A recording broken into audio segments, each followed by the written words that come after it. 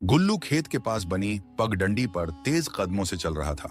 धूप तेज थी और वह जल्दी घर पहुंचना चाहता था। तभी सामने से उसके चाचा राम लखन आते दिखाई दिए। गुल्लू उन्हें देख नहीं पाया और उनके पास से सीधे निकल गया। राम लखन ने टोका, क्यों बे, चाचा दिखाई नहीं देते? राम राम भी नहीं करनी आती? ये सुनकर गुल्लू झेंप गया। बोला, माफ करना चाचा, मैंने देखा ही नहीं, घर जल्दी पहुंचना था। लेकिन तब तक राम लखन का गुस्सा 7वें आसमान पर था। बोले, अब तो तेरे बाप ने मना किया होगा, बंटवारा क्या हुआ? सबके रंग बदल गए। गुल्लू चुपचाप निकल गया। राम लखन और तिलकराज सगे भाई थे। दोनों बचपन से ही खेतों में साथ काम करते थे। पिताजी के रहते सब कुछ ठीक चलता था। घर में किसी चीज की कमी नहीं होती थी। लेकिन पिताजी की मृत्यु के बाद चीजें बदलने लगीं।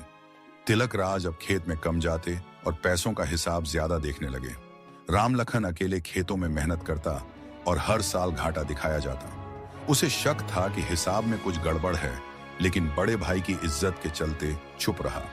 एक दिन हालात हद से पार हो गए। राम लखन बोला, भैया, अब हमें बंटवारा कर लेना चाहिए। मैं मेहनत करता हूं लेकिन हिसाब में कुछ समझ नहीं आता। तिलकराज गुस्से से बोला, तू मुझे चोर कह रहा है? बात इतनी बढ़ी कि लाठी तक उठ गई। तभी सुजाता बीच में आई और बोली, दे दीजिए, इसे जो चाहिए। शादी के समय से इसे पाला है, छोटा भाई है हमारा। फिर बंटवारा हो गया।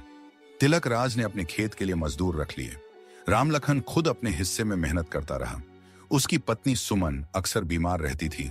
उसकी 2 बेटियां लता और आशा थीं। उधर तिलकराज का एक बेटा था, गुल्लू। बंटवारे के बाद दोनों परिवारों में संवाद लगभग खत्म हो गया था। एक दिन तिलकराज खेत जा रहा था। उसने देखा कि राम लखन का घर बंद है। खेत भी खाली पड़ा था। गांव में पूछताछ की, लेकिन कोई खबर नहीं मिली। कई लोगों ने कहा कि शायद वे सब बेचकर चले गए। तिलकराज को विश्वास नहीं हुआ।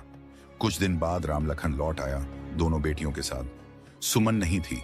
सुजाता दौड़कर आई और पूछा, भाभी कहाँ हैं? लता और आशा रोने लगी, मां हमें छोड़ गई। राम लखन की आंखों से आंसू बह निकले। बोला, शहर के अस्पताल में भर्ती कराया, मगर वह बच नहीं सकी। सुजाता ने गुल्लू को खेत पर भेजा।